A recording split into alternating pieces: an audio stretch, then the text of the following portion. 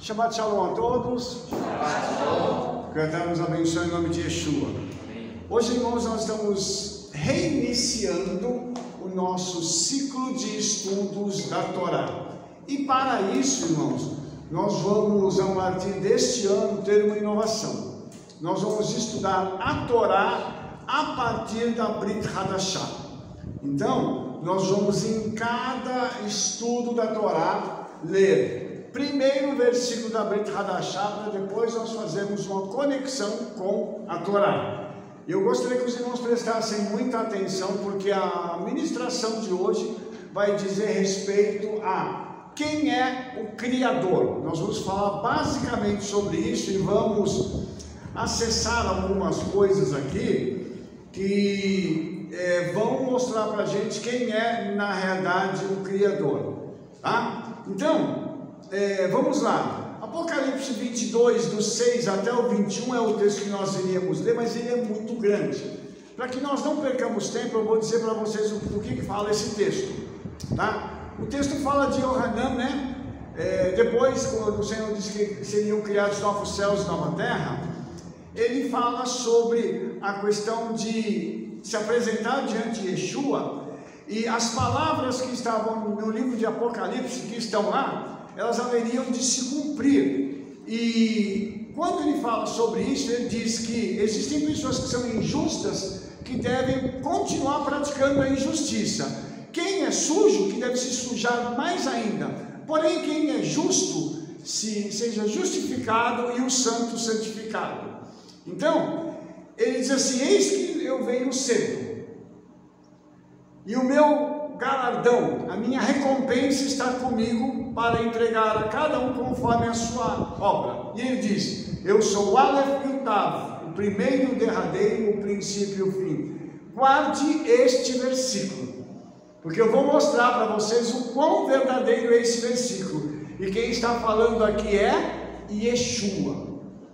Quando nós falamos sobre isso aqui, nós temos uma coisa muito interessante, porque aqui é um chamado, nesse último capítulo de Apocalipse, para que o Mashiach possa vir e cumprir tudo aquilo que está escrito na palavra.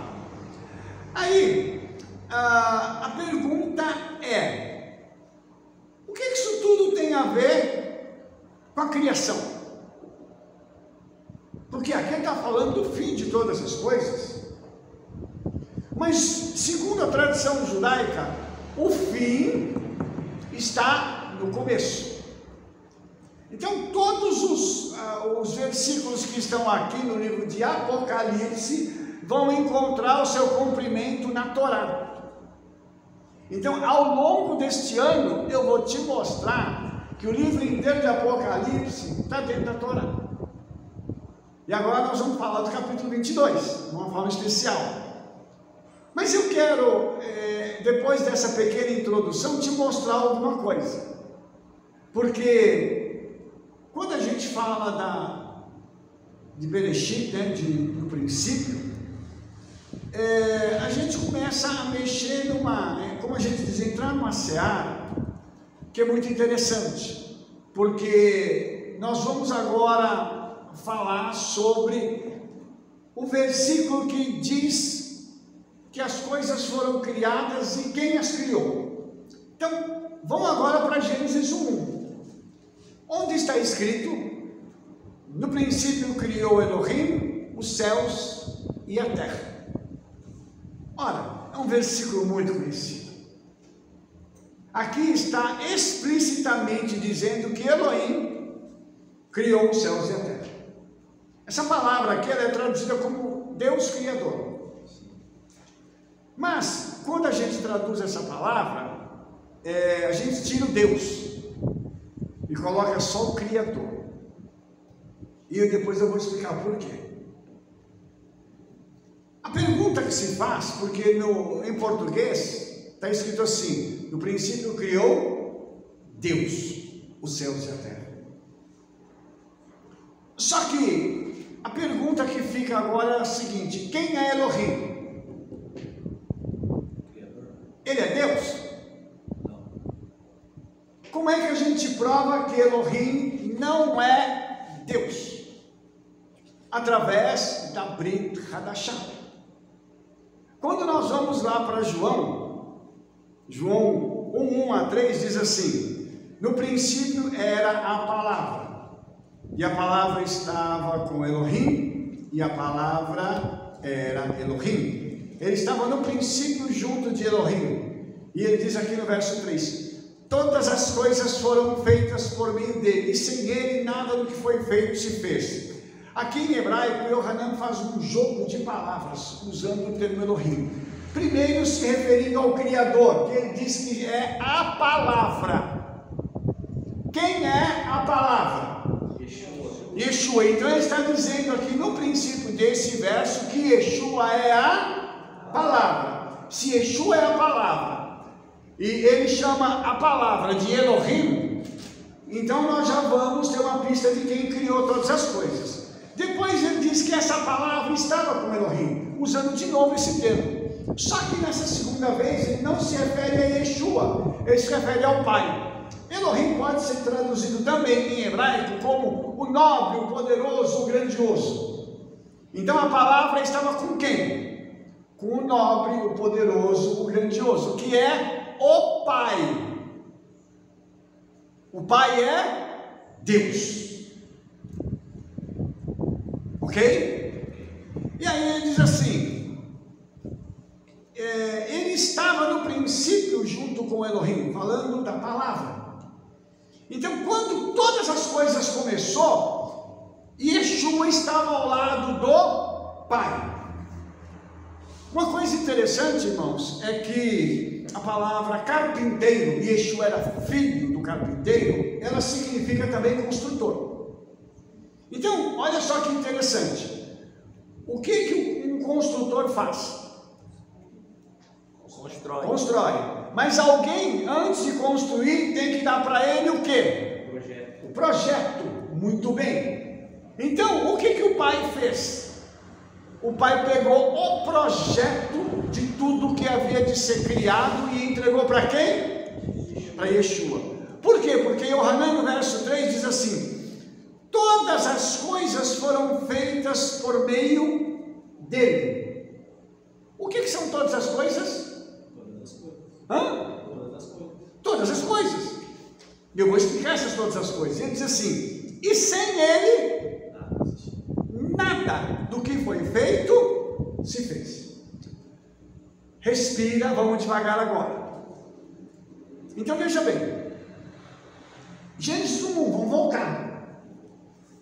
Quando a Torá diz, no princípio, criou Elohim os céus e a terra, esse princípio aqui, ele é indefinido, assim como o princípio de Yohanan, capítulo 1. Por que ele é indefinido?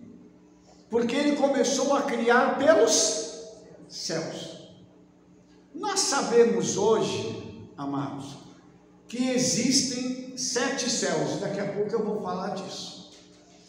Só que ele cria os céus em camadas.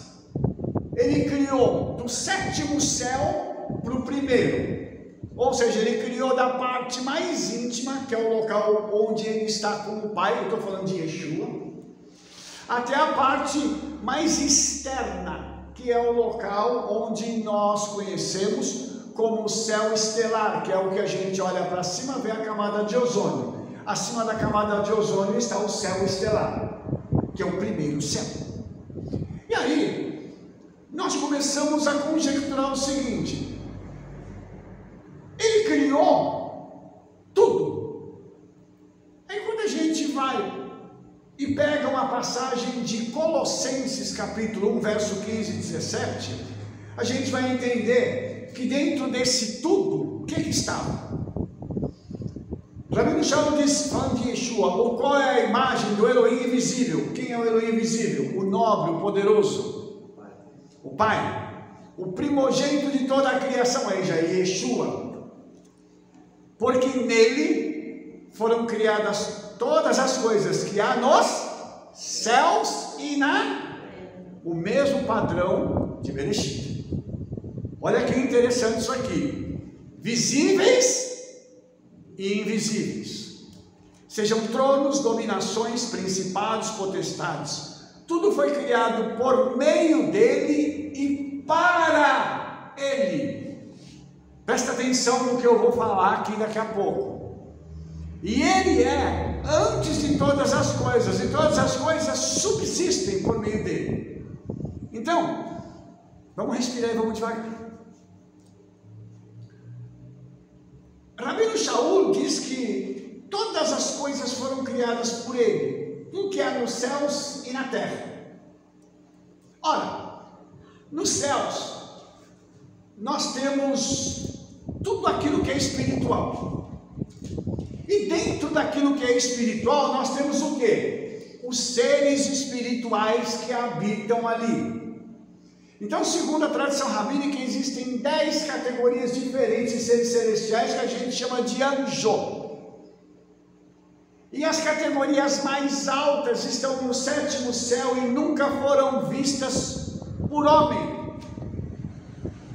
Agora tem uma coisa interessante, porque ele criou, Yeshua cria o 7º céu, coloca os seres celestiais lá. Cria o 6º céu, a mesma coisa, o 5º, o 4º, o 3º, o 2º e o 1º.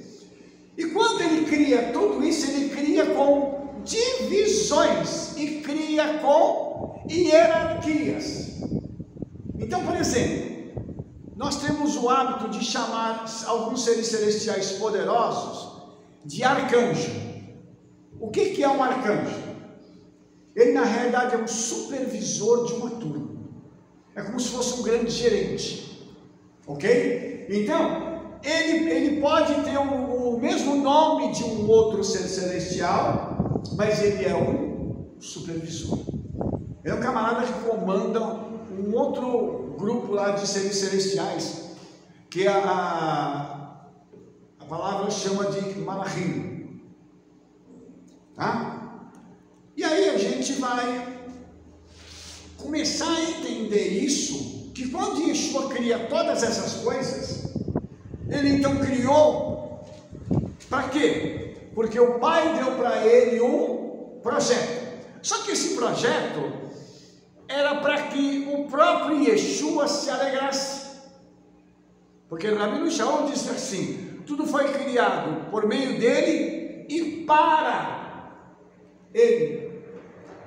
Sabe quando um pai fala assim: eu vou fazer uma surpresa para o meu filho e vou dar algo para ele, e dá algo que o filho fala assim: uau pai, que coisa linda. O pai fez diferente com o Yeshua. Ele entregou o projeto e falou: você vai criar do seu jeito, mas isso é para você. E aí ele diz que todas as coisas subsistem por meio dele. O que significa subsistir? Continuar existindo. Então, todo o universo, e nós conhecemos nada do universo, ele funciona porque Yeshua controla o funcionamento do universo, para que todas as coisas funcionem e glorifiquem ao nome dele. Aí, irmãos, eu vou um pouquinho mais longe. Foi detectado pela ciência que no universo existem sons.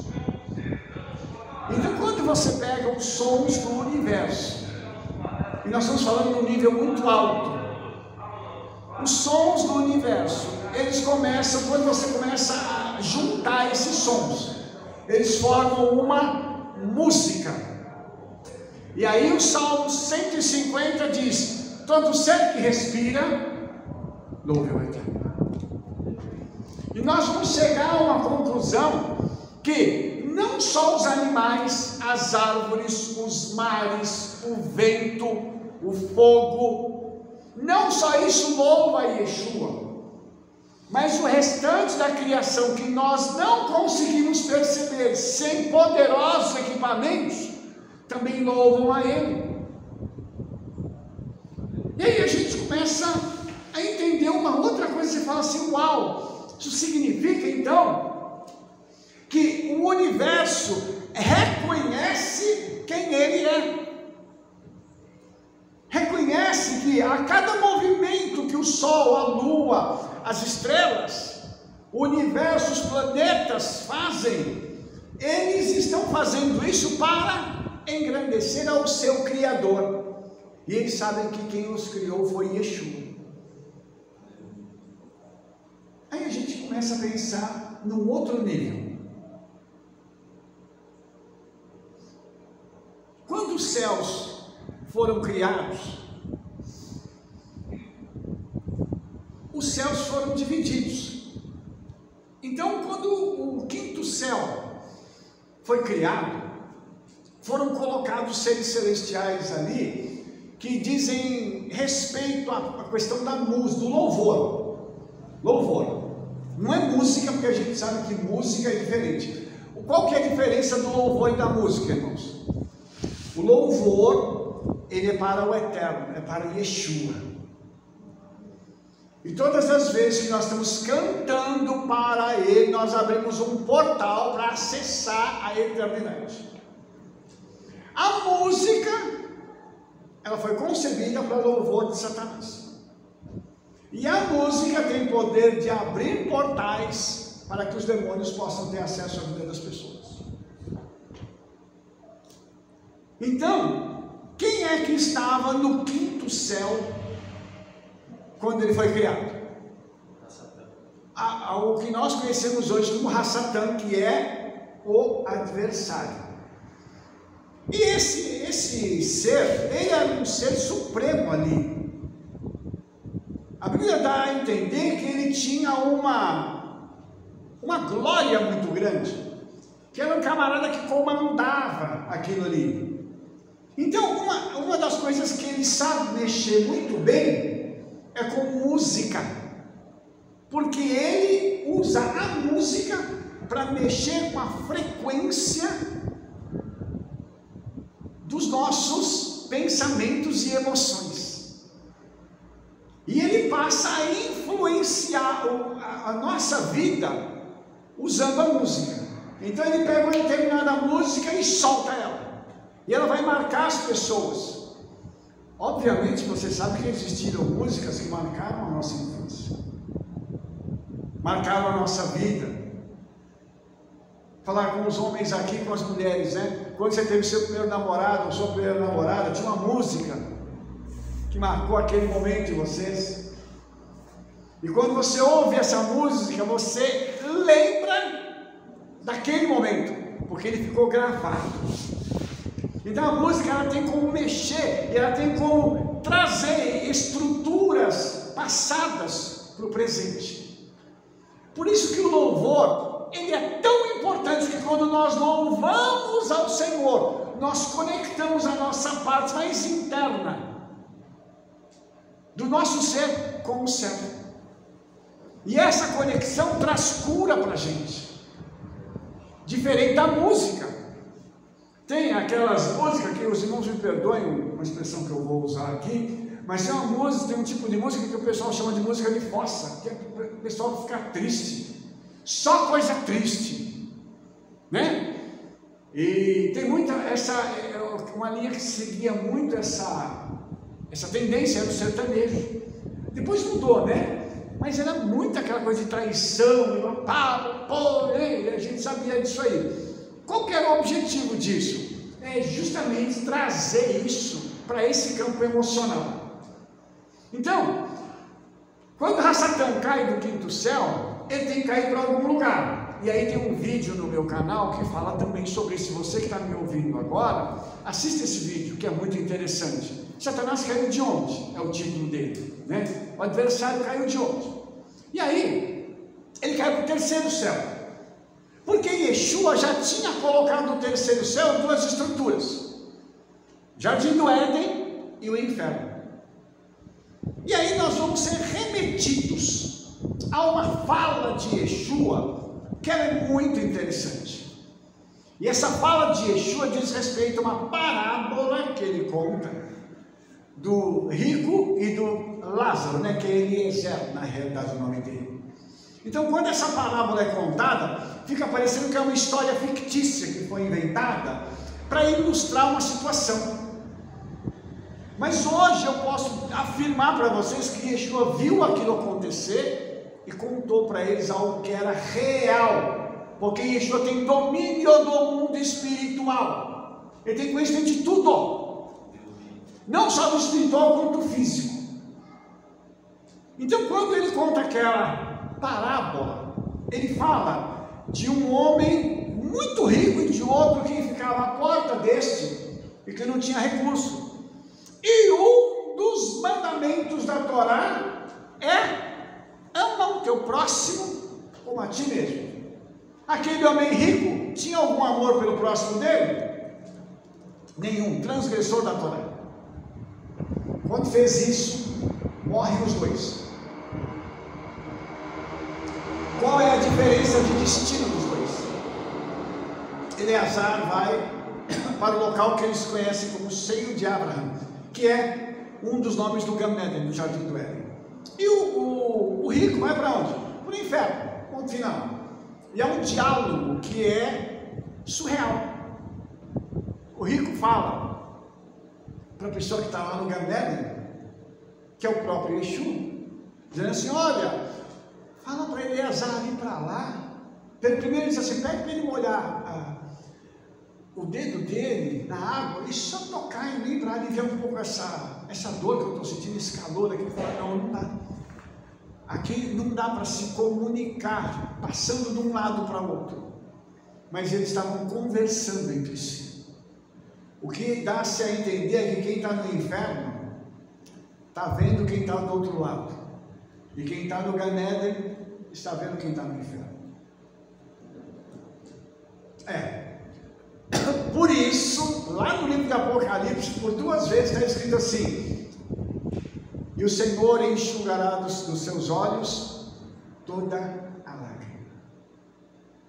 Agora a gente entende por quê. Porque lá também as pessoas vão chorar de ver o sofrimento dos outros. Só continuando para a gente finalizar essa parte. Quando então ele fala assim: manda ele ressuscitar, para que eles possam avisar os meus irmãos para eles não virem para esse lugar aqui. Qual que é a palavra que Yeshua disse? Eles têm o quê? Moshe e os profetas, ou seja, eles têm a Torá. Eles que estudem a Torá e a obedeçam. Meu Pai. Veja que nós estamos falando de algo que é muito conhecido nosso. E agora, irmãos, o que nós fazemos com isso? Nós entendemos então que quando Yeshua cria todas estas estruturas, ele tem domínio sobre elas. E aí nós vamos entender uma outra coisa, que Yeshua tem domínio sobre essas estruturas. Ele faz o que quer delas.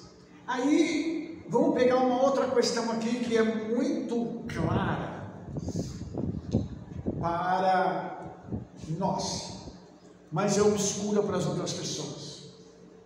Disse o seguinte: na igreja cristã se diz assim: eu não tenho que guardar o Shabat porque Yeshua disse que ele é o Senhor do Shabat. Lógico que ele é o Senhor do Shabat. Quem foi que criou o Shabat? Yeshua. Se ele é o Senhor do Shabat, é porque ele criou o Shabat e determinou que o Shabat é um dia de descanso. Os irmãos entenderam isso? Então, quando a gente pega e entende aquilo que está no livro de Bereshit e leva para o restante da Brit Hadashah, dos profetas, nós vamos começar a compreender o seguinte: as palavras de Yeshua foram muito exatas, mas elas precisam ser entendidas dentro de um contexto judaico, dentro de um contexto de Torá, para que a gente possa então raciocinar em cima disso e tirar conclusões.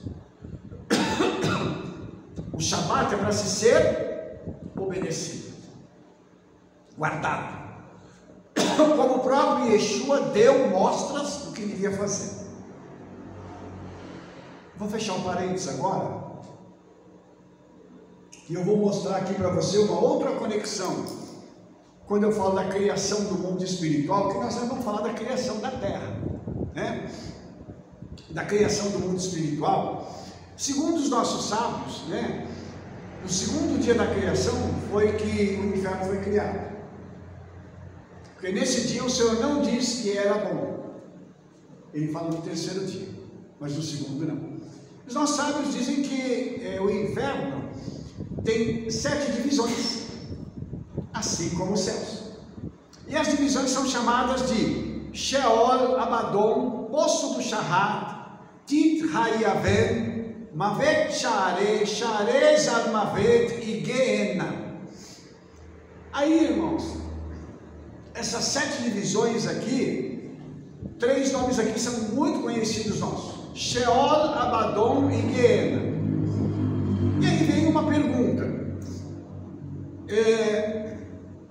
os irmãos se lembram de um ser que vai ser solto na época da grande tribulação, e o nome dele em hebraico é Abaddon, que significa destruição. O que dá a entender é que esse indivíduo é o chefe dessa sessão. Então o que o adversário vai pegar? Falar: você que cuida dos mortos aqui, eu vou levar você para o mundo, para você causar lá destruição. Isso eu estou concluindo, irmãos, a partir de todas essas coisas que eu estou trazendo para você de informação. Isso aqui é uma informação que está no livro chamado Legends of the Jews, capítulo 1, verso 1 ao 28. Os irmãos podem ver que, segundo a tradição judaica, a pessoa precisa de 300 anos para atravessar a altura, a largura e a profundidade de cada divisão. Isso significa que o inferno é tridimensional. O mundo espiritual, ele é tridimensional. Ou seja, as impressões que se tem no mundo espiritual são as mesmas que nós temos aqui na terra. E agora? Então veja bem que isso é muito interessante, a gente parar para pensar na forma como isso foi feito. Como o Senhor criou, quando Yeshua cria todas as coisas, Ele criou isso no mundo espiritual primeiro, para depois espelhar isso no mundo físico. Sobre o mundo espiritual, tem alguma dúvida antes da gente passar? Porque eu vou passar agora para o mundo físico, a criação do mundo físico. Tem alguma pergunta? Então deixa eu só complementar uma coisa para você. Segundo os nossos sábios, todas as coisas foram criadas a partir das 22 letras do alfabeto hebraico. Então lá na eternidade, Yeshua já falava em hebraico. E ele usou cada uma das letras do alfabeto hebraico para criar esses mundos celestiais, espirituais que eu estou falando para você, para depois ele pegar e trazer à existência o mundo físico. Então, a criação dos mundos espirituais se deu através do idioma hebraico. Por isso ele é chamado de Lashon HaKodesh, ou seja, língua sagrada. Uma coisa que no hebraico bíblico, não tem, é palavrão. No hebraico moderno eles inventaram. Eu também não sei nem por que inventaram palavrão. É tão desagradável alguém falar um palavrão, né? Mas inventaram. Infelizmente, inventaram palavrão. Mas não precisa. Porque um palavrão também ele abre portas para demônios entrar. Então a gente tem que tomar cuidado com as palavras. E aí, irmãos, quando tudo foi criado através do alfabeto hebraico, nós entendemos que as letras do alfabeto hebraico estão vivas, elas têm vida própria. E quando nós nós cantamos as nossas canções em hebraico, como diz a Rebeca, nós estamos cantando a palavra, nós temos um resultado que vem dos céus e se manifesta na terra, porque nós estamos usando uma língua sagrada. Entendeu isso? Por que nós fazemos as bênçãos em hebraico? Porque é uma língua sagrada. Quando você pega um alimento, uma água, um vinho, você levanta e faz abrahá. O que você está fazendo? Você está santificando aquilo que você orou e tirando do plano físico para o plano espiritual. Depois que você orou, vai fazer mal? Os irmãos entenderam por quê? Porque a língua sagrada pegou e transformou aquilo.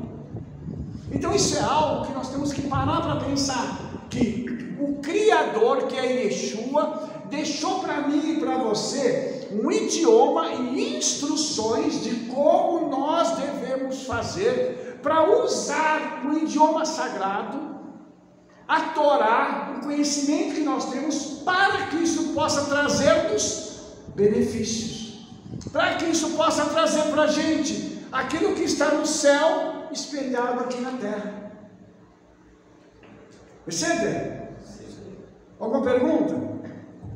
Rabino, hoje eu estava fazendo a leitura da Torá, eu enfatizei, até marquei aqui, estava conversando com a minha esposa, e aqui na minha tradução Deus estava andando no jardim no momento da brisa da tarde. Eu comentei com a Stephanie, minha esposa, que eu acredito que essa palavra Deus aqui é Elohim, o Criador, porque Deus nem o homem viu Deus, e Adão estava ali no Éden, não era um homem. Então fica a contradição, a minha tradução está errada, é Elohim. Então era Yeshua já andando no jardim do Éden com Adão todas as tardes. Respira, muita calma que eu vou entrar nisso. Respira. Você está com a unção da Rebeca, você já está adiantando lá. Respira, calma. Mas o teu raciocínio está perfeito, está correto.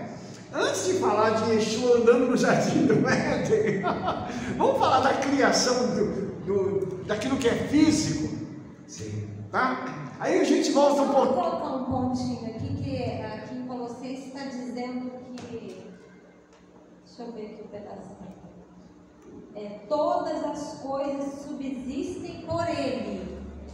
Se Ele é a palavra, nada pode morrer, porque a palavra está viva, não é isso? Isso. Então, assim, há um poder sobre essa palavra, porque se está subsistindo aqui, é porque se a palavra se fez carne, né? E antes era a palavra, quer dizer, tudo foi criado pela palavra. Haja luz, e houve luz, e foi dando ordem, o Eterno foi, e ali Yeshua foi criando através da palavra. Quer dizer, essa palavra está viva. Quando a gente está cantando hebraico, a gente está cantando algo que está vivo, e essa palavra ela subsiste, e ela é por causa dela que o sol não cai na nossa cabeça, que a lua não cai, que o mar não ultrapassa os limites. Quer dizer, tudo isso é por causa da palavra, né? Exatamente. Talvez a gente não tenha noção do que a gente faz. Quando você está fazendo uma oração em hebraico, quando você está cantando em hebraico, você está cantando o próprio Yeshua. Sim. Né? Então, ele tem que ter poder. Sim. Essa palavra tem que ter poder, porque você está cantando na língua original, na língua da criação e na língua que tudo está seguro ali, a terra está segura, porque tem uma palavra que foi liberada. Né? Perfeito, Rebeca, perfeito. E um detalhe que é muito importante a gente relembrar, que a partir do momento que a Torá começa a dizer assim, Vayomer Elohim, e disse Elohim, haja. Ele não fez isso de forma específica. Ele foi muito genérico. Agora, como, sendo tão genérico, as coisas são tão detalhadas? Voltando agora para aquilo que a Rebeca falou do poder. Quando ele falou para criar os céus, tudo veio detalhado. Quando foi criar a parte física, que é a Terra, e depois ele vai criar os planetas, porque o Sol e a Lua vão ser criados depois. Ele já tinha criado a Terra.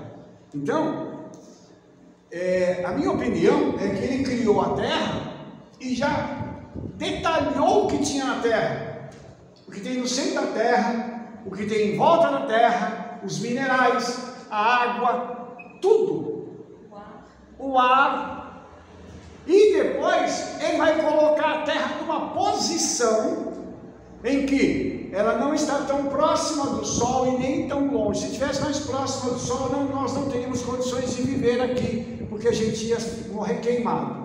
Se estivesse mais longe, nós íamos morrer de frio, mais longe do Sol, obviamente.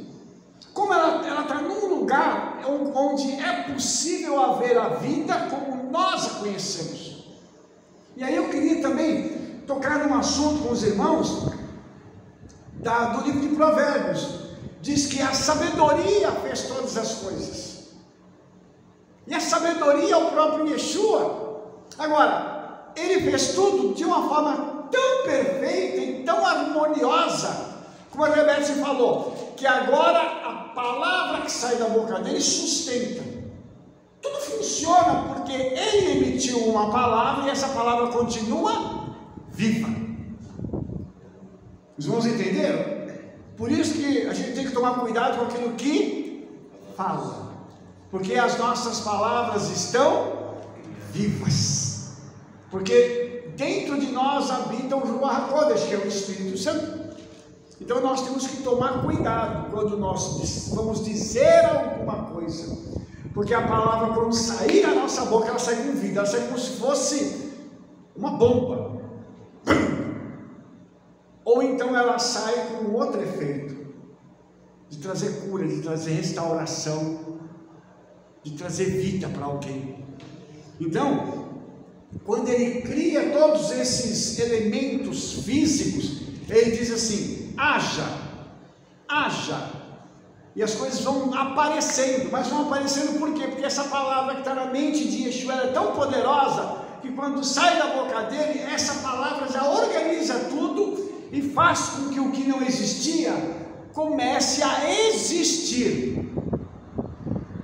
Galáxias. Nós não temos ideia de quantas galáxias existem, mas tudo funciona harmoniosamente. Planetas, cometas, sóis, estrelas, tudo funciona com harmonia. Como a Rebeca diz, para não cair a lua na cabeça da gente, ou o sol começar a se aproximar e derreter a gente, porque não precisa nem cair na cabeça, né, Rebeca? Não vai dar tempo de cair na nossa cabeça. Os irmãos entenderam? Então, Yeshua mantém as coisas como ele originalmente designou. Então, ele tem um desejo, um projeto que veio do Pai e que ele mantém fiel até o dia de hoje. E isso mostra a grandeza da pessoa com quem nós tratamos. E então nós temos um contraste muito grande com a ideia que a Igreja Católica Romana tem, que é aquele homem magrelo, todo, né, pendurado ainda numa cruz. Essa é a imagem que eles têm. Ou então aquela outra que eles chamam do Senhor morto, né, que ele já está deitado numa cama, já morto, antes de ressuscitar, os ossos todos aparecendo assim, né, só a pele bem saliente. Então os irmãos imaginam que a imagem que as pessoas têm de Yeshua é essa. Ele não é assim, ele não está assim. E é isso que eu gostaria que você pudesse entender agora junto comigo, que aquele que nós servimos é muito mais do que nós imaginamos, a ponto dele pegar e fazer tudo isso só falando. Eu imagino depois que ele criou todo mundo espiritual, ele sentou ao lado do Pai ali e falou: Pai, agora no seu projeto aqui nós vamos criar a terra. Vamos criar a terra onde depois nós vamos colocar o homem. Ele cria a terra. Só que Uma coisa muito interessante, que lá no livro de Gênesis diz assim, Gênesis 1, no princípio criou Elohim os céus e a terra. A palavra terra em hebraico é Eretz. E Eretz, ela vai aparecer na Torá se referindo a Israel. Então nós vamos fazer um jogo de palavras em hebraico. No princípio, criou Elohim os céus e Israel. Então Israel já estava lá no princípio da criação. Rabino, você está forçando a barra, misericórdia. Não faz isso, Rabino, senão eu fico triste com o senhor. Então, para você não ficar triste comigo, nós vamos pegar a primeira palavra da Torá e a última. A última palavra no livro de Deuteronômio, se você abrir aí, você vê que a última palavra de Deuteronômio é Israel. Primeira palavra da Torá é Bereshit, e a última é Israel. No princípio, Israel. Fazendo a conexão com Gênesis 1. No microfone, por favor. Se pegar a última letra de Israel, né, que é o Lamed. Isso. Com o Bet de Bereshit, dá coração. Leve, coração. Leve, coração. Exatamente. Então tudo está onde? No coração de quem? No princípio, Israel estava no coração do Eterno. De Yeshua. Aleluia. Os irmãos entenderam isso? Vocês entenderam como isso é profundo? Aí agora eu vou fazer a conexão com o Apocalipse. Como é que eu posso afirmar que o fim está no princípio? Tá? A primeira palavra da Torá é Bereshit. E a última palavra da Brit Hadashah qual é? Amém. No princípio, o Amém. E lá no livro do Apocalipse está escrito assim, que Yeshua é a testemunha fiel e o Amém. Uau! Então, no princípio, quem está fazendo todas as coisas é o Amém, que é o próprio Yeshua. Isso eu estou mostrando para você uma curiosidade no hebraico, para você poder compreender o quão profunda é essa palavra, que a própria palavra mostra para a gente quem é o Criador. Para nós entendermos o seguinte, eu não estou tratando com aquele ser lá que a Igreja Católica mostrou, que muitas vezes as igrejas cristãs mostram, que é uma pessoa limitada, fraca, sabe? Às vezes eles falam do Pai como aquele homem velho, com aquele cabelo branco assim, que ele tem que colocar aquele tipo de uma concha, né, que o pessoal chama de cornucópia, até o nome é antigo nome, né? Bota assim no ouvido e fala assim, fala meu filho, eu quero ouvir. Não, esse não é o Pai. Ele é chamado, na tradição rabínica, de Ein Sof, o infinito. Yeshua um dia foi criado por ele. Ele não. Ele simplesmente é a existência. Aleluia. Aleluia. Por isso que ele está conectado com Yeshua. E daqui a pouco eu vou falar sobre uma outra coisa. Eu vou falar agora. Vamos falar agora. Se lembra quando Yeshua esteve na terra e ele ressuscita os mortos? Teve o caso daquela menina, o pessoal chama de Talita, só que não é Talita, né? Primeiro ele cura uma mulher com fluxo de sangue. A mulher toca na franja do talite de Yeshua, ela é curada. Porque daqui sai, aqui está a autoridade, a unção do homem judeu. Ela tocou aqui e foi curada. Porque Yeshua criou aquela mulher. Ela olhou, ela falou assim, ele está aqui. Se eu tocar naquilo que o nosso povo crê, que é a conexão com a autoridade dele, eu vou ser curada. E ela tocou e foi curada. Aí Yeshua despede ela e ele vai até a casa de Yair, que é Jairo. E ele chega lá, a menina está morta. Ele diz assim, não, ela está dormindo. A pessoa ainda vai, em português assim, tirando um sarro de Yeshua. Ela morreu, você não está enxergando, não? Yeshua fala assim, vem só os crentes para cá, vem só aqueles que têm uma emuná, uma confiança, e fecha essa porta aí. Ele pega o talite, põe em cima da menina e diz assim: come, levanta-te.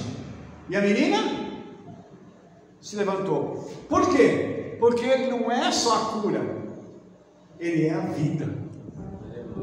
Porque ele deu a vida para cada um de nós. A tradição rabínica diz que o Mashiach é a origem de todas as almas de Israel. O que significa isso, irmãos? A minha alma, a sua, de cada um de nós, veio de quem? De Yeshua. Por isso, quando nós nos conectamos com Yeshua, aquela luz, aquele brilho volta. E você fala assim: agora eu sei o endereço de casa. Aleluia! Agora eu descobri de novo o endereço para onde eu vou voltar, para o meu Criador. Por isso, todas as vezes que uma alma é criada segundo a tradição rabínica, ela vai para onde? Para um banco de almas que está no Gan Eden. Só que quando uma alma morre, ela também vai para o Gan Eden, para retornar para o lugar de origem dela, e fica esperando o dia do julgamento. Então, quando, irmãos, isso acontece, a gente se defronta, por exemplo, com questões de cura. Na Brit Hadashah, por que nós nos defrontamos com questões de cura? Porque Yeshua criou o homem perfeito. Ele não criou o homem doente. Vou te fazer uma pergunta. No deserto, quantas pessoas morreram por enfermidade? Ué, 40 anos não tinha enfermidade? Que isso? Alguém tem uma explicação lógica? Não tem, irmãos. Lá no deserto, segundo a própria Torá, eles morreram pelos seus próprios pecados.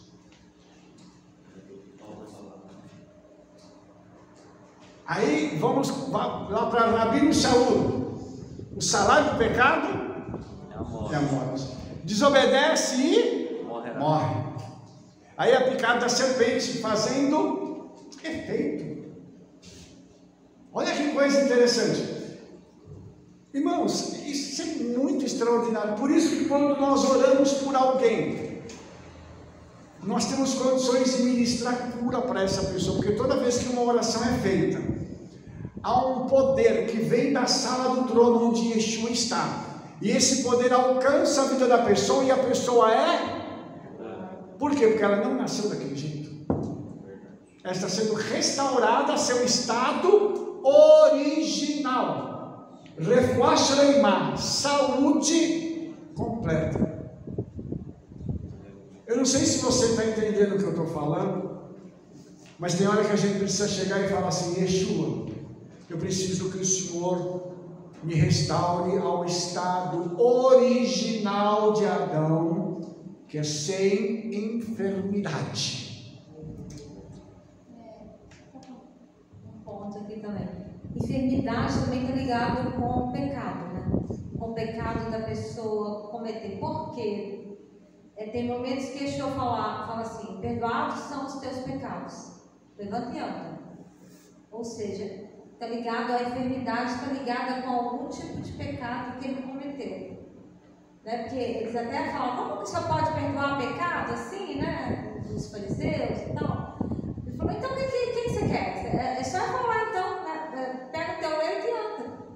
Mas por quê? Porque ele só foi curado porque os pecados foram perdoados. Então quer dizer que tem enfermidade que está ligada com o pecado também. E a partir do momento que Yeshua vem e perdoa, a possibilidade de ser curado é grande. Verdade. Quando a pessoa pede perdão também, né? Verdade. Porque as pessoas chegavam diante de Yeshua e queriam aquilo, né? Queria aquela cura, receber, né? E Yeshua sabia que a pessoa também estava pronta para receber, né? Verdade. E a Denise falou uma coisa interessante, porque na Brit Hadashah está escrito: confessai os vossos pecados uns aos outros, sereis curados.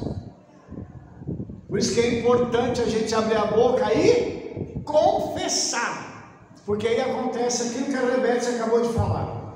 Há uma conexão com os céus, e o pecado, ele é perdoado. Se o pecado gerou a enfermidade, agora ele foi perdoado, a enfermidade tem ocasião para permanecer ali, por isso algumas pessoas são curadas instantaneamente. Os irmãos entenderam isso? E eu estou mostrando para vocês algo, irmãos, que a gente tem que parar para raciocinar. Gente, isso é muito lindo. Lembrando uma outra coisa, irmãos, essa questão de pecado, ela vai também para desobediência alimentar. Por que tem gente que tem determinadas doenças? Porque come porcaria. Quando eu falo de porcaria, é porcaria mesmo, é porcaria com porco, é porcaria com outras coisas também, que não dá para comer. Come coisas que fazem mal para a saúde, entendeu? Eu conheci pessoas que gostavam de ir no Mato Grosso pescar, caçar, aquela coisa toda, e comiam de tudo, de cobra, jacaré, capivara, coelho, tudo que os irmãos podem imaginar, carne de cachorro, passou na frente, comia. Até tinha uma piada, quando eu era garoto em São Paulo, morava na capital, eles falavam que tinha um determinado lugar na antiga rodoviária de São Paulo que o pessoal vendia churrasquinho, espetinho de churrasquinho. Eles falavam assim, não compra não, que é carne de gato, tá? Então, eles catam os gatos pela rua e o gato para de fazer miau, miau e vai para a sua barriga. Então assim, os irmãos entendem onde eu quero chegar? A desobediência, que é o pecado, leva as pessoas a ficarem doentes. Por quê? Porque comem aquilo que a Torá, que a palavra diz que não é para comer. Aí a culpa é de Yeshua? Lógico que não. Entendeu? Então quando a gente anda na obediência, a probabilidade de receber a bênção é muito grande. A Rebeca fala uma coisa que eu quero repetir aqui. Ela fala assim, toda vez que a gente entra por essas portas e vem para a congregação, a possibilidade de receber uma bênção é enorme. Por quê? Porque aqui a gente aprende as coisas, aqui a gente aprende a obedecer e a presença do Senhor está aqui. Então, o conjunto dessas coisas tem um resultado possível. Mas eu tenho que crer, eu tenho que vir de casa já pronto, preparado para falar assim, eu estou indo para a congregação hoje para receber algo do Senhor, para ser curado, para ser restaurado, para ser cheio do Espírito, para ver a manifestação do Senhor ali naquele lugar. Os irmãos entendem? Então quando a gente tem ciência disso, a gente vai lá para a criação de Adão, porque quando ele foi criado, a tradição diz que o Criador, que é Yeshua, pegou a terra de todos os lugares do mundo, juntou a terra para poder formar o homem. Por que ele fez isso? Para que o homem pudesse habitar em qualquer lugar do planeta. E verdadeiramente a gente tem gente que mora em lugares onde faz menos 50 graus. Eu não sei dos irmãos, mas eu acho que é meio frio assim, né? Menos 50 graus, que faz um friozinho bacana, né? É tranquilo para ele. Para eles é tranquilo. E tem gente que mora em locais que faz 50 graus acima, né? A pessoa está lá de short, está dizendo assim, a vida está muito boa. Mas não. Né? Então, cada um na sua. Então o homem consegue viver em qualquer lugar. Por quê? Porque segundo a tradição judaica, a terra que foi pega foi de todo mundo para formar o homem. E quando o homem ele é formado, as mãos de Yeshua moldaram o homem.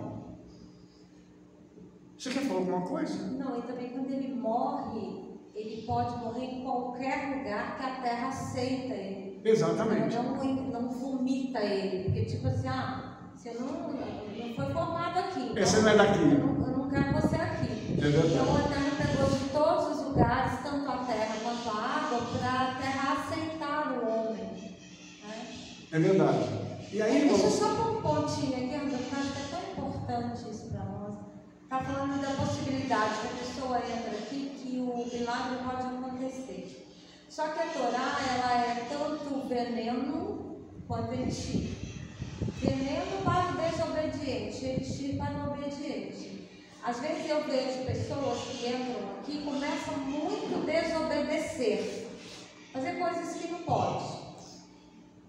Para aquela pessoa, para ela nunca deveria ter entrado aqui. É verdade. Porque para ela agora está sendo ruim para ela, não está sendo bom. desobedecer, era melhor se ela tivesse ficado lá onde ela estava, dentro da igreja, tranquila, não aprendeu nada, estava ali. Mas quando ela entra aqui, o problema é que a Torá vira veneno para ela. O que devia ser bênção vira veneno. Não que a Torá é ruim, mas porque aquilo que deveria, Shaul fala isso, aquilo que deveria trazer vida para mim, trouxe morte. Porque a desobediência entrou e ele começou a entrar em morte, ao invés de vida. E a gente vê isso muito, na nossa caminhada a gente já viu isso muito. Verdade. E não é um só que é destruído, a família inteira é destruída, porque persiste na desobediência. Verdade. Então, assim, tem momentos que é melhor a pessoa falar: Rabino, eu não quero ficar aqui, porque eu não consigo obedecer. Eu prefiro voltar para onde eu estava, porque lá, pelo menos, ele está em rebelião ali, porque está todo mundo, ninguém sabe ali aquele movimento, né, de Shabat, de festa, de tudo. Ele volta para aquele lugar, ele está no meio de todo mundo, ele não está em rebelião contra o Eterno, contra o líder, contra a congregação. Porque ele entra em rebelião com todas essas classes quando ele está naquele lugar. É um exemplo disso, por exemplo, tem um lugar que eu frequento, não pode cortar cabelo. Eu entrei ali, não pode. Eu sou a única que corto. Quer dizer, eu já estou em rebelião, eu estou em rebelião contra o líder, contra a congregação, contra os irmãos.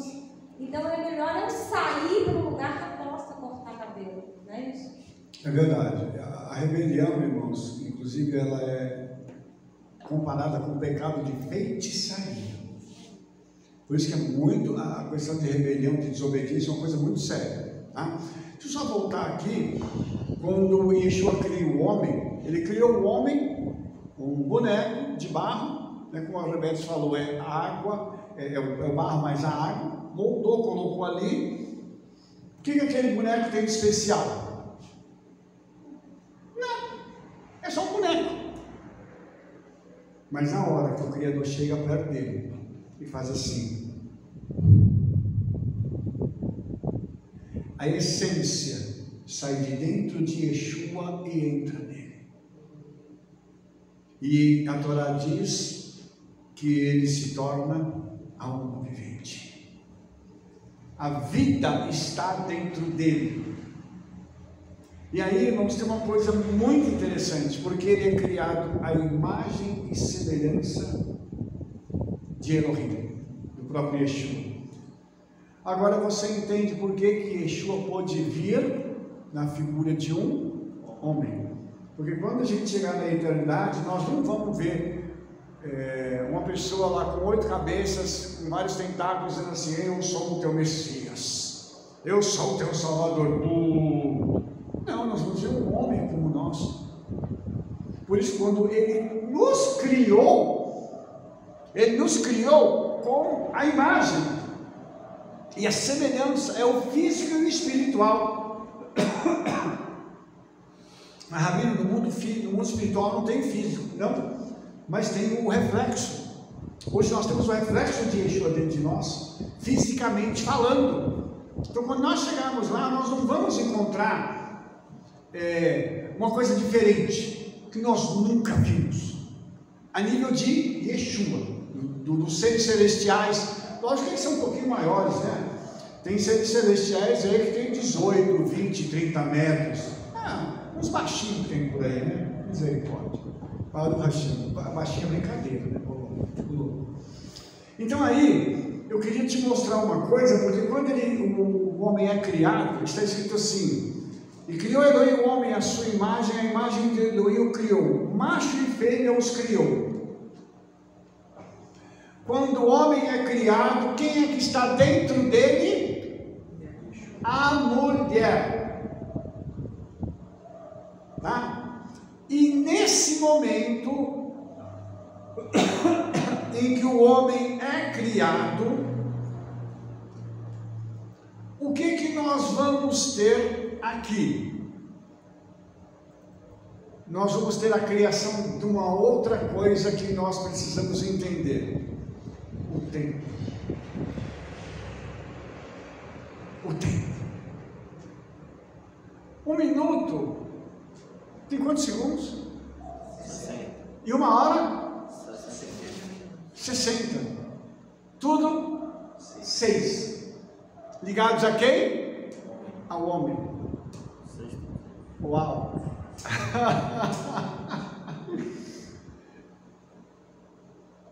E o dia? Ele tem 24 horas. Por quê? 12 mais 12, remetendo ao livro de Apocalipse. Uau! Então eu quero mostrar para vocês uma coisa muito interessante, porque para nós o tempo existe por causa da nossa condição de fisicalidade. Na eternidade, um dia é como se fosse 1000 anos para a gente. Então, para eles, o conceito de tempo é o seguinte: vamos falar de Adam. Adam está lá no Gan Eden, chega uma pessoa que morre hoje e vai para o Gan Eden. Aí ele fala assim, ele chega para Adam e fala assim: você está aqui há quanto tempo? Ele fala: aqui um pouquinho de tempo, cheguei quase agora. Por quê? Porque para eles o tempo não existe como existe para nós. O tempo ele só faz diferença para nós. E quando o homem é criado, ele é criado debaixo de um padrão de tempo que ele recebe, que remete ele de novo à eternidade. Então isso é uma coisa muito interessante, porque o tempo está ligado a algumas coisas que eu acho que são muito interessantes. Primeiro, o movimento. Para nós, o tempo só é possível por causa do movimento que a Terra faz, que o universo faz e que nós fazemos. Então, nós sentimos o tempo passar, nós não vemos, nós sentimos por causa desse movimento que o planeta faz e determina as horas do dia e as estações. Ele está ligado também com a existência. E por que ele está ligado com a existência? Porque a existência mostra para a gente o seguinte, que tudo tem começo, meio e fim. Então tudo está ligado a um determinado tempo para nós. E aí a questão é o seguinte: o tempo, ele é eterno? Não, porque se ele foi criado junto com o homem, ele pode se tornar eterno enquanto o homem estiver na face da terra. Enquanto estiver ser humano na face da terra, o tempo vai ser eterno. Mas ele foi criado, assim como o homem foi. O homem, ele era para ser eterno se ele não tivesse pecado. E aí, de novo, né, a gente entende que esse conceito de pecado ele é tão terrível, que ele fez com que o tempo fosse inserido na história do homem para limitar a vida dele. Porque enquanto o tempo não havia chegado, o homem era eterno. E a eternidade não se consegue medir. Ela está fora do escopo do tempo. O pecado trouxe isso à existência. Os irmãos estão entendendo? Como isso é tremendo, mas como isso também está ligado com a Torá. É um reloginho. A partir desse momento a coisa começou a correr. Isso que Salomão fala que há um tempo determinado, né? Ele vai citando o tempo, né? Tempo de nascer, de morrer. Esse tempo é para nós. É. Esse tempo é na terra, né? É. Na eternidade ele não existe. Entendeu? Por isso que quando a Escritura diz lá no livro de Hebreus que Yeshua é o mesmo ontem, hoje será para sempre. Porque é tudo agora. Que é divino, é tudo agora. Rabino, então, nesse caso, o tempo foi feito para nós, né, a humanidade, e passou a ser contado a partir de Adão. Isso. E esses 6 dias da criação, então, no caso, não é o nosso tempo. Não, e nós não podemos medir quanto foi no nosso tempo que isso demorou. Isso que é o Você está falando que antes de Adão não dá para medir. Não. Quanto tempo foi? Agora, a partir de Adão, a gente divide o tempo. Por isso que é 5.785. Está contando desde Adão até, quer dizer, para trás não dá para saber. Então, esses 6 dias antes de Adão, seria esses 6.000 anos? A boa pergunta. Aí está um mistério, que nós só vamos saber para bater o martelo quando a gente chegar lá e sentar com Yeshua na yeshiva dele e falar: Yeshua, eu preciso de resolver um mistério que está aqui na Torá. Como é que é esse negócio aqui da criação antes de Adão? Quanto tempo o senhor demorou? Ele vai falar assim: para mim foi um segundo, mas para você seriam 1000 anos. Ou não? Vocês entenderam isso? Então não dá para mim bater o martelo, porque eu não tenho evidências. Eu tenho uma palavra aí, que é Yom, mas Yom é dia. Mas é dia para quem? É dia depois que o dia foi criado, com a criação de Adão. Aí teve dia e noite, ele começou a ter ideia do que era o dia e a noite. Antes disso não, porque ele não estava no mundo, ele não existia. Os irmãos entenderam o que eu estou falando? Então eu preciso raciocinar dentro do problema da criação. Por isso que Rosh Hashanah, a mudança é feita em Rosh Hashanah. Por quê? Está baseada em quem? Na criação de Adão. Então o tempo foi contado a partir dali. Porque tem agora um ser que está na terra, que ele está sujeito ao tempo. Entenderam? Pois não.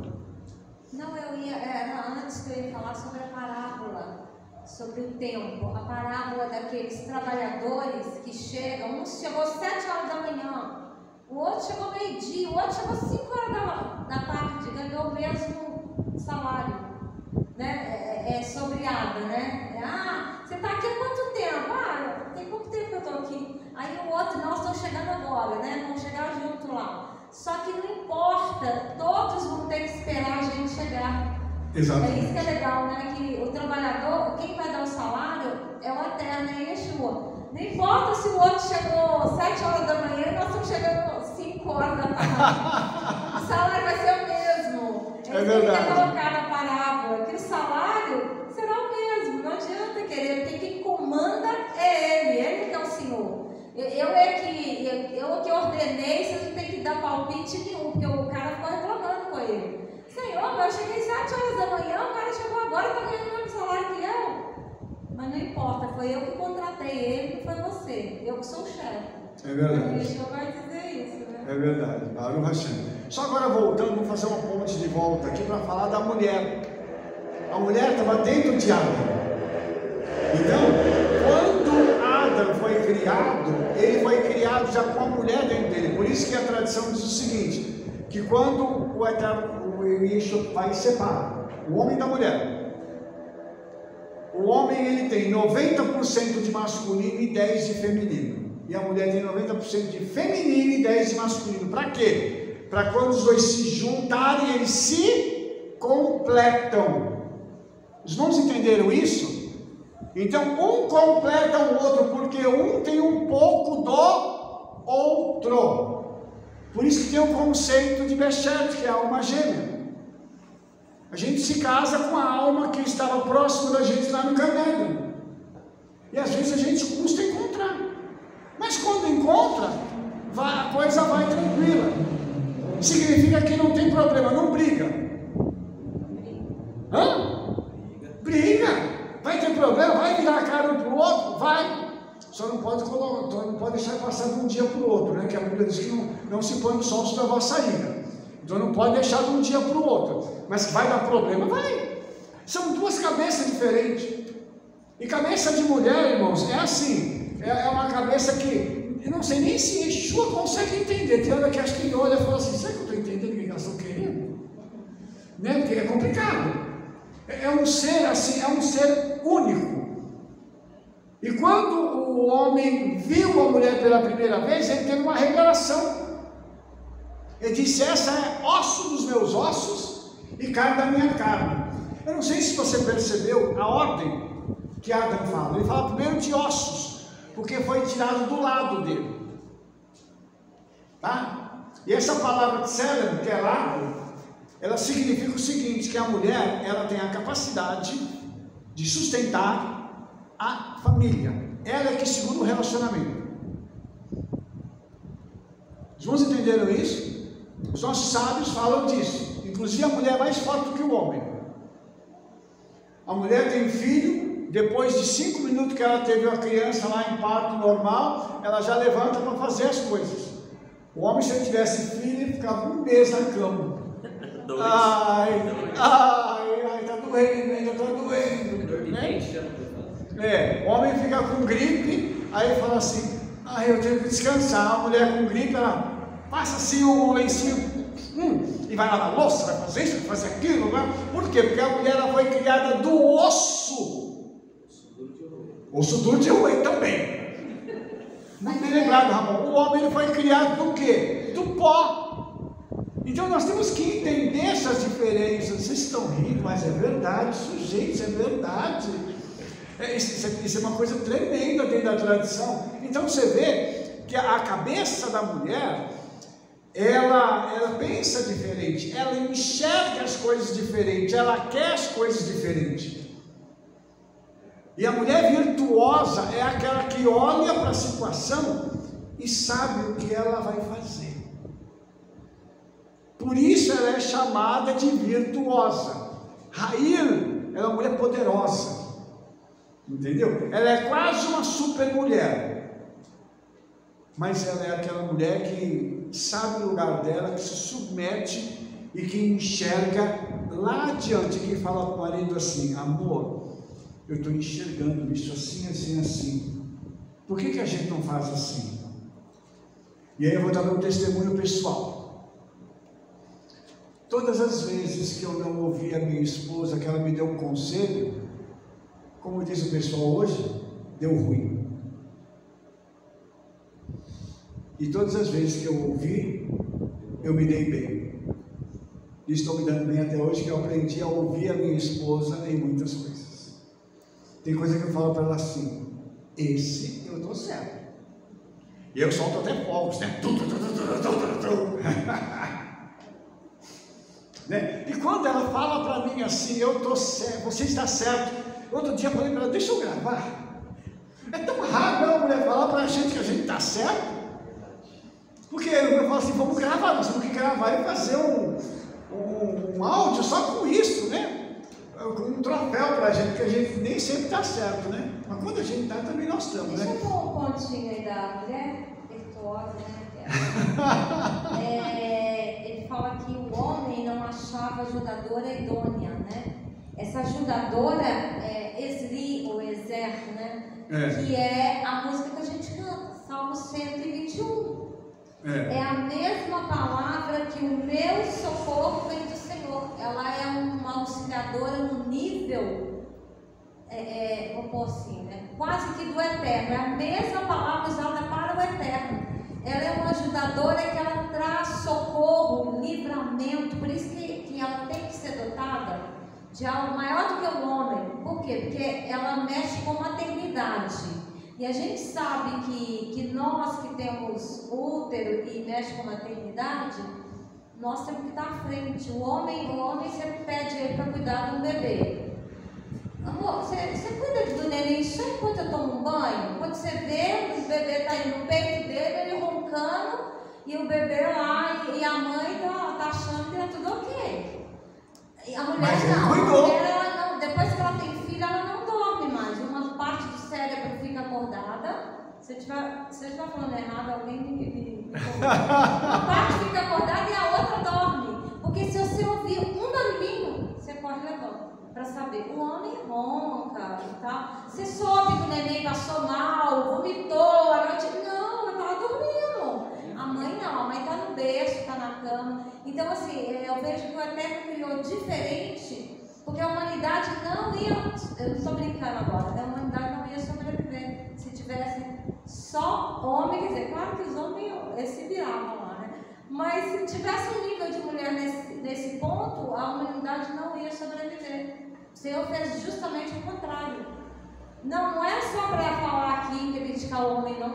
É a palavra em hebraico. Negodô aqui é a palavra que tem que ser diferente do homem. Sim. Ela é muito diferente do homem. Porque se ela for igual, quando o casal é muito igual, não está certo. Tem que ser diferente. Os dois têm que ser diferentes. Eu vou concordar com a Rebete nisso, tá? Eu sou obrigado a concordar com ela, mas depois eu quero também falar de um outro detalhe. né? Que infelizmente foi a mulher que introduziu a morte no mundo, né? Então também. Pelo lado que ela é. Então, né? Vamos aqui, mas vamos mudar de assunto, né? Vamos deixar isso para lá. Vamos falar aqui de uma outra coisa que a ciência descobriu, tá? Porque a ciência descobriu uma coisa muito interessante, que é o DNA mitocondrial. Eles foram fazer uma pesquisa aí e tal, e os camaradas, os cientistas descobriram que toda a humanidade veio de um casal. Olha! Por que será? Por que será, né, pastor? Gente, cadê eu? Então, cadê o macaco? Cadê o casal de macaco? Não foi não. Não foi casal de macaco, não. Eles descobriram esse DNA mitocondrial, que é algo que está dentro das nossas células e que remete a gente lá atrás, a nível de humanidade. Então eles foram puxando isso para trás e descobriram que todos os homens que estão na face da terra provêm de um casal. Ou seja, né? A Bíblia está correta. Aleluia. Tem gente. Que coisa linda. Então, olha só, o que os nossos sábios dizem, já há mais de 5.000 anos ensinando isso, a ciência agora descobriu. E para eles foi um boom. Nossa, que grande descoberta. E outro dia eu estava assistindo um vídeo de 2 cientistas, e eu falei assim, gente, que legal, né?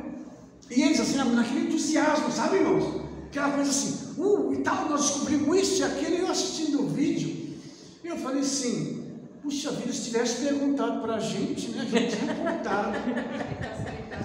Não precisava de tanto esforço, né? Que horror, né? E os caras gastaram dinheirão para descobrir isso. Era só perguntar para a gente e economizar uma grana boa, né? Brava. E eu queria até mostrar uma outra coisa para os irmãos, porque os irmãos se lembram que eu falei ontem sobre luz? Então, aí tem um vídeo circulando na internet mostrando o que acontece quando o espermatozoide fecunda o óvulo. Eu não sei se você já assistiu esse vídeo. É lindo, entendeu? Porque, segundo a tradição judaica, quando acontece a fecundação, a alma entra ali. E olha que lindo, segundo esse vídeo, quando o espermatozoide fecunda o óvulo, há uma luz que irradia ali, no momento da fecundação, para confirmar o que os nossos sábios ensinam. A ciência agora está a cada vez mais confirmando a palavra dos sábios de Israel, mostrando o seguinte, que tudo aquilo que a gente está falando há anos, agora eles estão descobrindo, estão mostrando provas do que a gente falou sempre. Então isso é maravilhoso, irmãos, porque ali começa uma vida. Por quê? Essa alma, quando vai haver o momento da fecundação, tem um anjo, que ele pega essa alma num banco de almas, no Gan Eden, e desce com ela. No momento da fecundação, o anjo pega a alma e insere na mulher. Só um minutinho que você já vai falar. O pastor também já vai falar, vai fazer a pergunta. E aí, quando isso acontece, aquela alma, ela passa a fazer parte de uma história, ela tem a história dela gravada. Porque a palavra diz, todos os teus dias estão escritos num livro. Então você imagina que naquele momento aquela pessoa vai fazer parte da história do mundo. Ela pode ter uma história positiva, dependendo dos atos dela, mas ela pode ter uma história negativa. E aí que é interessante a gente, depois eu vou falar sobre salvação para a gente poder terminar. Eu quero mostrar uma coisa ligada à salvação que é muito linda. Mas olha só, Yeshua pega, ele dá uma oportunidade para aquela pessoa ou ser uma pessoa justa ou iníqua. Mas naquele momento da fecundação, tudo acontece. Dá início a esse período de vida daquela pessoa na terra. Tem um versículo que comprova isso. Posso ler? Por favor, leia. O livro de Yohanan é um livro solto, né? É um livro segredo. É um segredo. Né? Yohanan, né, que é João, é escrito assim. Com o versículo, com o capítulo. Capítulo 1, verso 9. Ali estava a luz verdadeira, agora é o segundo, que ilumina a todo homem que vem ao mundo. Comprovando o que você disse.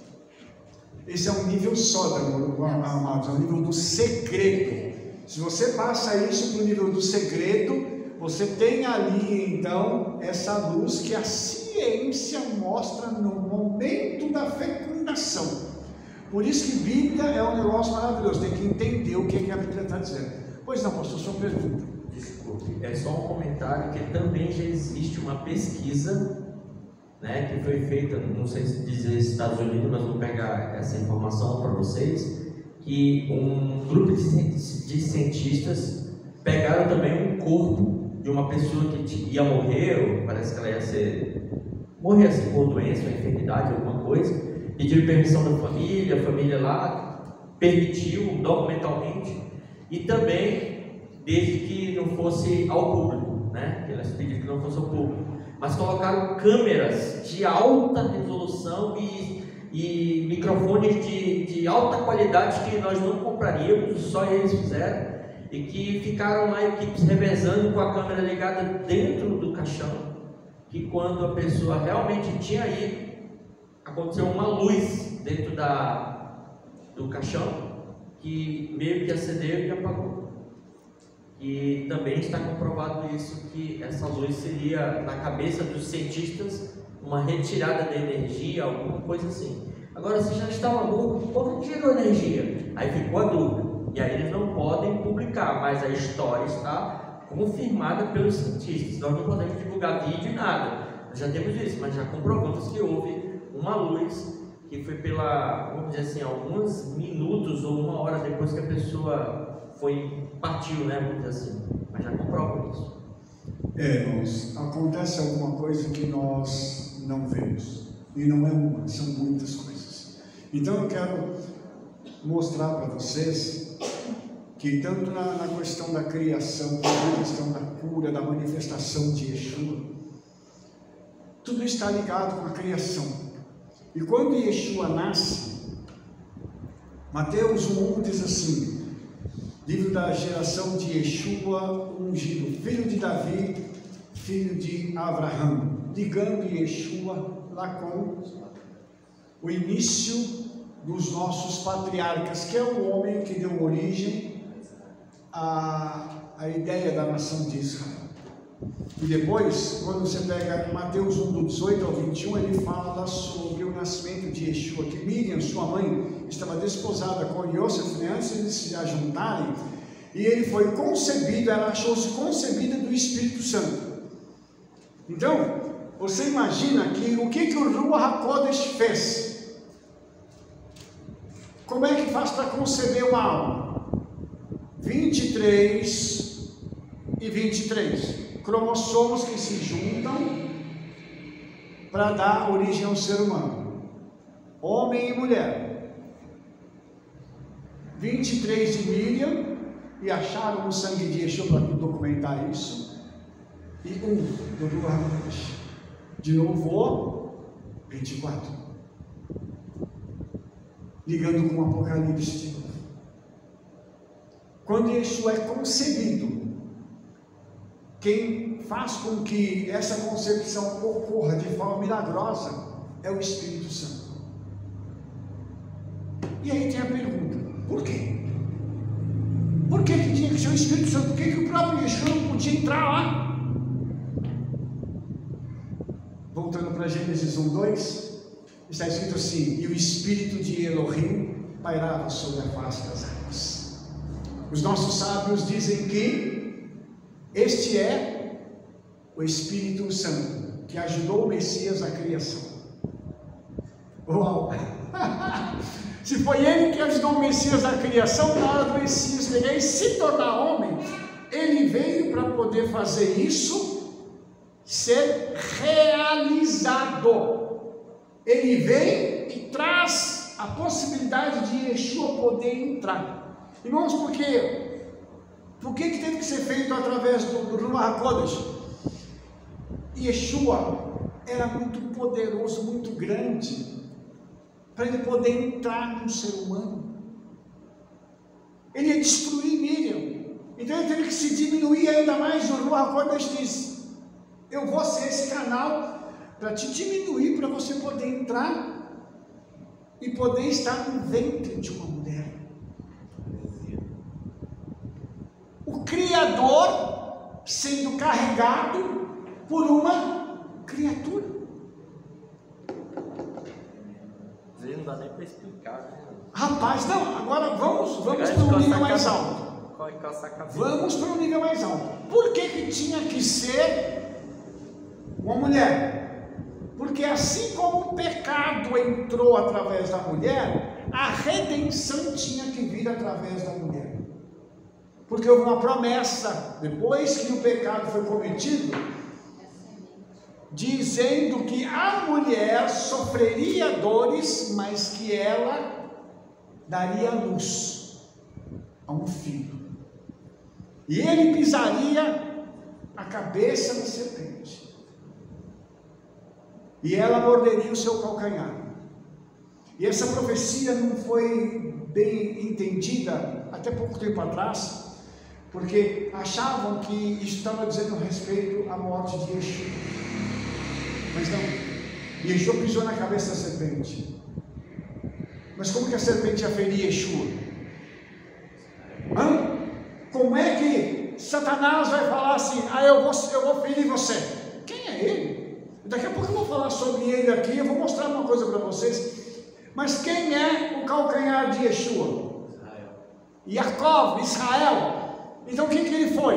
Eu não posso atacar o Criador, eu ataco a menina dos olhos dele, que se chama Israel. Voltando para cá, quando então Yeshua está ali e Miriam se encontra com Elisheva, que é Elizabeth, como é que está em português? Isabel, é Elisheva o nome dela.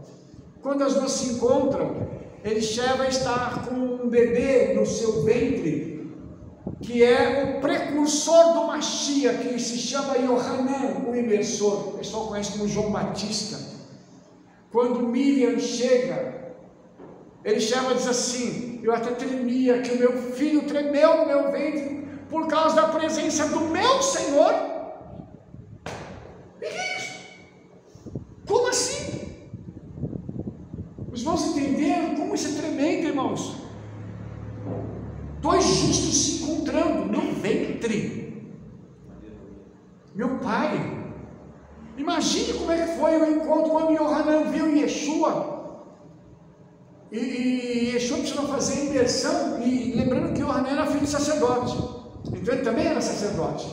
E ele precisava abrir o caminho para o ministério de Yeshua. Então quando ele faz a imersão de Yeshua, não é para arrependimento, não. Não é para perdão de pecados, é para colocar Yeshua no ministério, para cumprir a Torá. Ele falou assim: eu sei que devia me emergir. Ele falou assim: vamos fazer tudo de acordo com a Torá. Vai lá e faz, está tudo certo. Isso eu estou dizendo nas minhas palavras, para você poder entender. E quando aquilo acontece, o céu se abre. E eles ouvem a voz de quem? Do Ein Sof, o Pai. Este é o meu filho amado. E aí o Yohanan, lá em João 3,16, ele diz assim: porque o Pai amou o mundo de tal maneira que deu.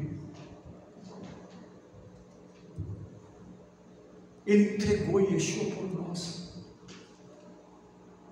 Entenda isso, irmãos. Entenda como foi tremendo. Ele falou assim, depois que o homem pegou, ele falou: filho, não vai ter outro jeito. Você criou, você vai ter que resgatar. Você vai ter que morrer por eles. Antes de falar disso, deixa eu voltar aqui. Yeshua era conhecido das trevas.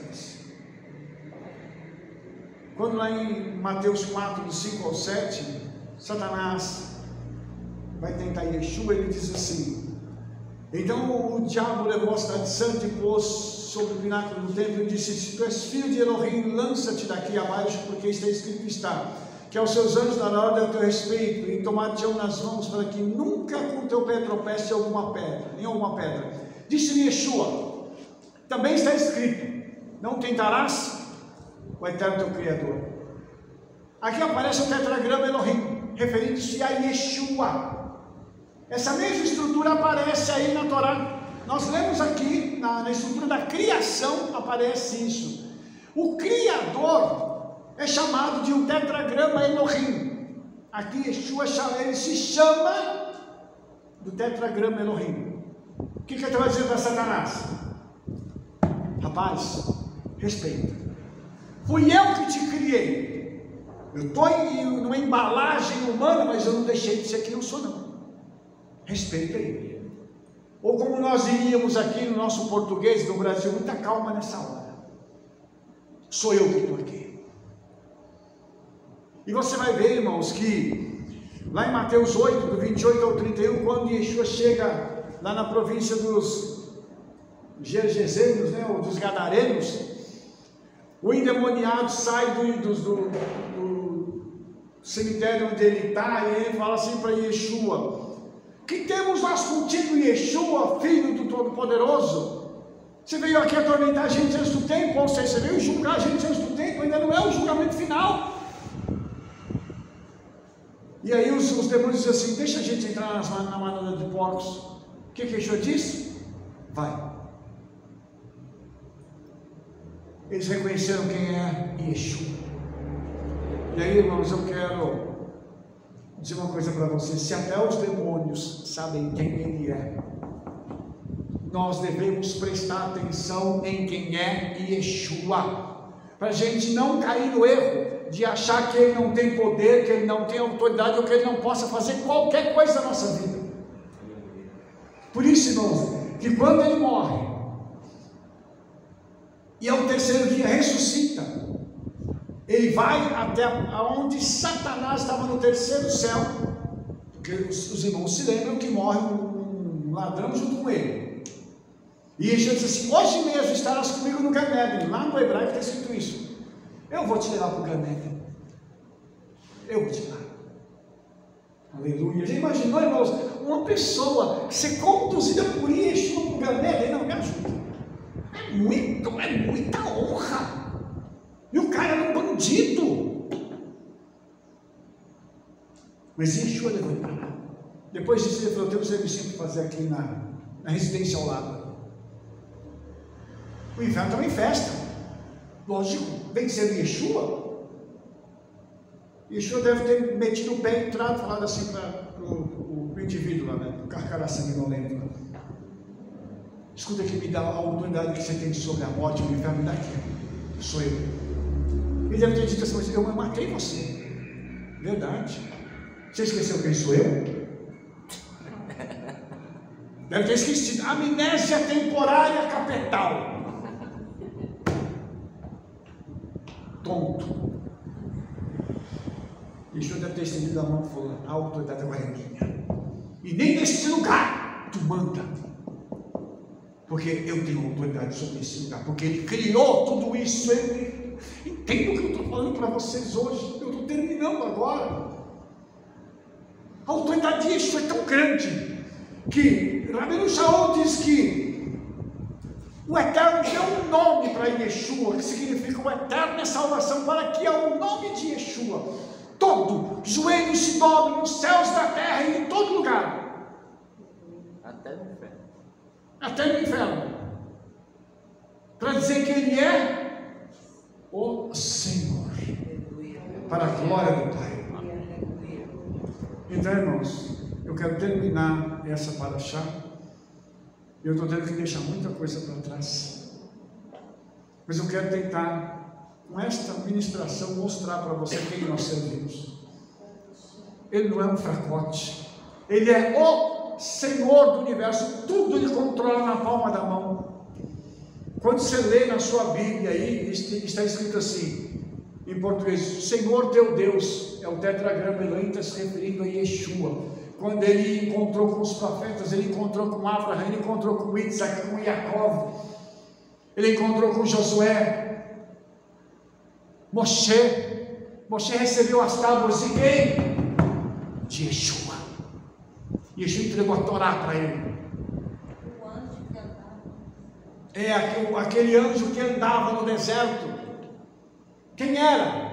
Yeshua, cuidando do povo dele. Por isso que eu vou te falar um negócio. Você acha que ele não cuida da gente? Você acha que ele não está conosco todos os dias, todos os momentos? Por isso, irmãos, toda honra e toda glória tem que ser dada a Ele. A Ele. Por quê, irmãos? Porque Ele fez todas as coisas. Ele conhece cada pedacinho do nosso corpo, da nossa alma, dos nossos pensamentos, das nossas angústias. E quando Ele faz alguma coisa, é para te alegrar e para me alegrar. Mas não esqueça, Yeshua é tudo em todos. Por isso lembre-se, muito em breve, Ele virá para nos buscar. E você não vai encontrar, se eu não me engano, tem uma referência só na Brit Hadashah dizendo que Ele voltará. O resto Ele está dizendo que Ele virá. Ele virá nos buscar em breve. Aleluia. E só para deixar um gostinho para o nosso pessoal que está nos assistindo aqui, eu vou terminar agora com vocês. Semana que vem vamos falar do arrebatamento. Não perca o que eu vou ensinar sobre o arrebatamento na próxima semana.